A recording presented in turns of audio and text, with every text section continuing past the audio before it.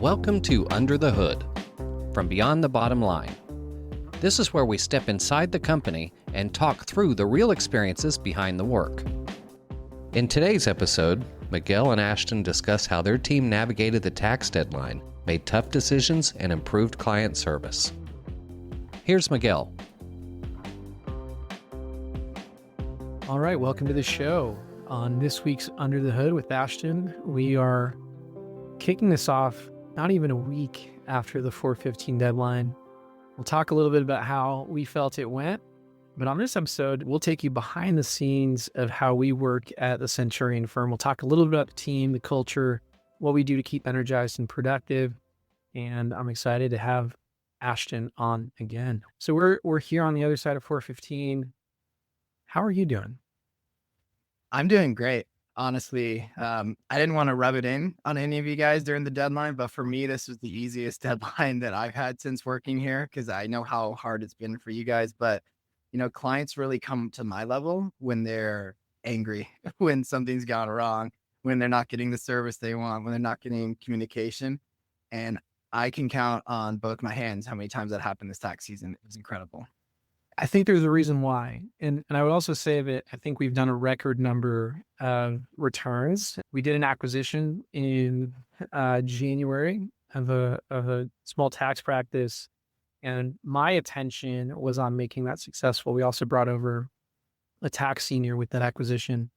So I'll share a little bit how things went for me, but just to give some context, we did a record number of returns, had the biggest team, the biggest client list that we've had. And that's also come from acquiring a practice, but it's also come from churn. I should talk a little bit about how we intentionally churned some of our deals this past year. Yeah, it was a process that we've gone through before where we evaluate our client list. We see what they're signed up for. We see who has potential to grow into bigger packages or whose business is scaling versus who is winding down or just dormant. And really ranking the clients, this one, like A, give up. Yes, we really want this person and they'd be a good fit. B, this person could be a good fit. We really want them, but they might not be a good fit. So, we can maybe even offer them some other things that we do. C is, hey, if these guys, they could be a fit, but I'm not really a big fan of working with them. If they go away, that's fine. And then D, get these guys out. let's get them out of here. So that was the first step. Do you want me to dive into the information around that? Well, I just want to back up for a second and say that I think part of making work manageable is to do this every year, right? And I think some context is that we had clients that were on a tax return only engagement. What we had to do is we had to decide, like you're saying, do we move them on to a tax advisory plan, or do we keep them in the plan that they're at? Are we okay with that? And what you're getting into is some of the decision-making that we went through, and that was essentially bucketing the clients. There was also a bucket, I think it fell in somewhere, but it was, we would like them on an advisory plan, but I doubt they can pay for it. Mm-hmm. Is that right? Yep. Those are the ones where I think we had like 2A, 2B, or B2, B1, whatever. And yeah, there were ones that, hey, we love these clients. If we have to offer them one of our lower options that we don't offer new clients or we don't really offer everyone, make sure that we keep them because they're just good people. We like interacting with them. Yeah. So I think like being a good client is something that we think about and that we defined. What are some of the criteria that we look for that defines a good client? Honestly, at the end of the day, if you're nice to us, if you're polite, if you aren't demeaning, those are the qualities that we really look for. Yeah, secondary is their business scaling. Secondary is, are they growing? Things like that. Like that's huge from a revenue standpoint and making sure that we give the most value to them. But the core of it, do we like this person? Honestly. Yeah, absolutely right. And I think what we did with some of the ones that were, let's call them difficult to work with, is we said, this is what it would cost to work with us. So it wasn't like we were just terming them out. We gave them an opportunity to stay in the firm. And oftentimes when that fit wasn't right and they didn't value us like that, that's oftentimes the indicator of whether someone's a jerk. If they look at us like we're just some back office, will do what they want, when they want, then you're probably not going to pay a higher fee. I had one of those clients when we did the Beam acquisition. I took over as tax partner for a group of those. And there was one who was just like, I want advisory without paying for it. I gave you my documents 2 weeks before the deadline, get my stuff done. Okay, you got my stuff done, but now I want to talk through it all. So the message was very clear. Hey, if you want the level of service that you're asking for, this is what it looks like. And ultimately they said, you know what, I'm out. They wanted a lot for a little. And it just kind of brought to the surface that they didn't value us, which is fine, because there are other clients that really do value those check-ins, and we want to make sure that we're making capacity for them. So very helpful process. How did that go, Ashton? That was the theory of how we break them up. You actually went through it and emailed everyone. Take us through what that was like.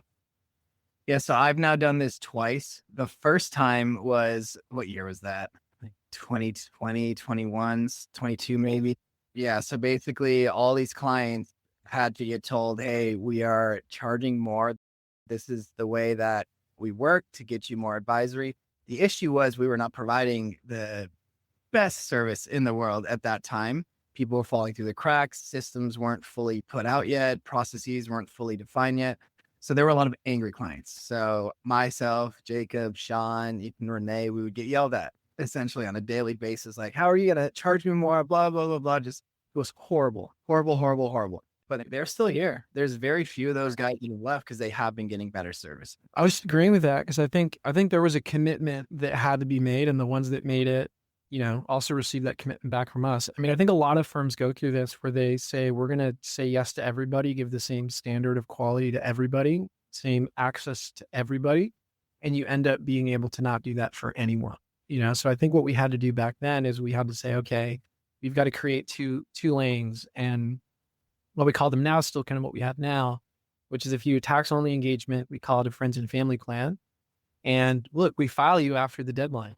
If you want a projection, you're going to have to get in everything really early, and you're going to have to pay for that projection. It's a consulting hour.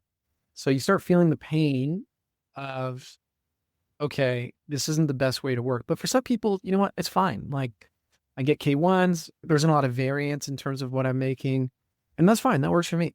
Now, if you want that higher touch of service, well, that's where we have a advisory plan or advisory package, which we call a Centurion plan.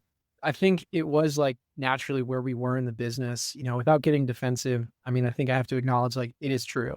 The standard of care that we had to spread across all the clients we had was just, we didn't know how to prioritize it all. So what's really neat is that when you kind of create these two lanes, you're able to really focus on the clients that have made that commitment, and you make that commitment back, and we're able to deliver on it. So, when we fast forward to today, I think the reason we did well, and I think we did better because we also filed some of those friends and family clients who got things in early. We got some of them done too before 415. So we did better than our promise. And I think that's a really cool thing to call out. Oh yeah, 100%. And that's why I fast forward to now, when I just recently did this all of Q1 and Q4, the conversations were pleasant because they were getting nice service. These were the clients that came from the Beam acquisition. They loved working with Daniela. So all of them were really happy to talk to me. They were like, yes, I really would like to add advisory. The issue was when we came to the pricing, but at the end of the day, the ones that did convert, I've been seeing the NPS scores. We've been getting 9s and 10s from all the ones that I've seen convert. People are going out of their way to email the team and say, thank you so much for taking care of me and all that. So I know for sure these guys are getting the value, and I see it. I mean, when I was in that COO position, it came to a point where we were like, hey, Miguel, every department's running really well now. Please, can I leave this role now? So it's a testament to the whole team. Yeah. Yeah. I think it's a testament too to Daniela. And I think it's a big win to get the right partner. Her issue is kind of interesting because she was killing herself to deliver that same standard of care to even her smallest clients. And we basically had to discount that a little bit and say, look, you can still get everything you loved about working with us. It's just going to happen in May and June if you don't do an advisory plan. And if you want that standard of care and you want it before 415, then this is what it looks like. And I think naturally from that, we also had some churn. I think there were some even clients that we did like that just, were not able to price up, that did want to get filed by 415. And, I think it was hard to look at it as a win early. And it just kind of feels every time you're like, oh, I lost a client. Well, we lost a $600 a year client or a $700 a year client. That's the natural churn that we need to make in order to make room for that client that's willing to upgrade to $2,500 a year. That's going to meet twice a year, once a year, whatever it is, but they're going to get that planning piece, which pays for itself if it's the right client. So good job to you as well. I look back and I wonder what could we have done different. I really think that we went through like organic change that we needed to go through. So oftentimes when we do the right thing, the regret is just, I wish we would have done it sooner. Yeah. I mean, the person I felt bad for the most is Daniela, because these are her clients that she's formed a very strong relationship over the years. But, she's at that crossroads where now she's at a point in her career where she can't be touching every single client that comes through. She can't be responding to every single wheel. She's now doing the big old managing partner stuff, the big strategic things that she can't be bogged down by this for. So anytime I saw someone churn, to me, it was a mini win for her, because now I know there's a little bit of time she just got back. But personally and emotionally, that was probably really hard for her. I mean, I know it was hard for her. Absolutely. I think the reason that we had a good 415, and it doesn't mean it was an easy 415. I think it was, there was a lot of work. Even me stepping into client service it's always a challenge for me. But luckily now the forms have changed a lot less over the last 2 years. The first time I kind of dove back in 2 years ago, I was like, what is this? Like, how did the 7203 change on the 1040? So it's like things like that I've had to kind of like dive in. But I think the good news, we're doing it for the right clients. I think clients are appreciative of that work. And now when we look at how did the team do, I mean, look, the team knew what they had to prioritize. And that was really cool, is to see leadership at the senior level, where the seniors are like, I'm working on this one. I'm leaving this one if I have time. And that way, when we close out the tax season, we're like, which advisory clients didn't get done? It's because they didn't get their documents until maybe the first week of April. And we have a conversation with them. Look, our promise was this, and you were supposed to get our documents here. What we can do is give you an estimate, and then we can file after the deadline. So I think it was really cool to not only have this, sometimes the logic's at the leadership level, but not at the ground floor. Here it kind of went the other way, where the ground floor was pushing up, and they would say, hey, I know that you just got an email from John. John wants his stuff, but John only got stuff to us last week. I'm going to prioritize Mary, who actually got her stuff on time, and who's an advisory client. John's just a friends and family. So it was really cool to see the team execute on that. So yeah, natural churn, grouping clients, upselling the priority lane. It kind of sounds like it's structured to make us win, like on the firm side, and it is.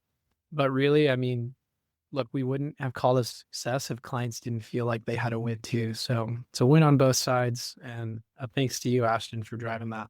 Anything else you want to add on, like if someone's listening and maybe they've got a similar situation, like just how to get through that sales push and deal with the no's and the very real conversation that their work is going to cost more this year? Yeah, I mean, the no's still hurt a little bit. People can definitely take things the wrong way. So, as you advised me, if things seem to be getting out of control over email, emotions are flaring up, do a phone call. Just call them or set some time. That way you can have a really honest conversation. That stuff helps. But, just listening to what your point that you just said, like it's so cool, because obviously we keep growing. Your hair is getting a little more white. I'm getting a little whiter. Our kids are growing older. People we work with are maturing, getting better at their job, taking a lot more accountability. And that's just awesome to see. It's been so cool to see. And the amount of accountability this year, that's where we are different than how we have been in the past. There we go. If you're going to change things, you got to deliver.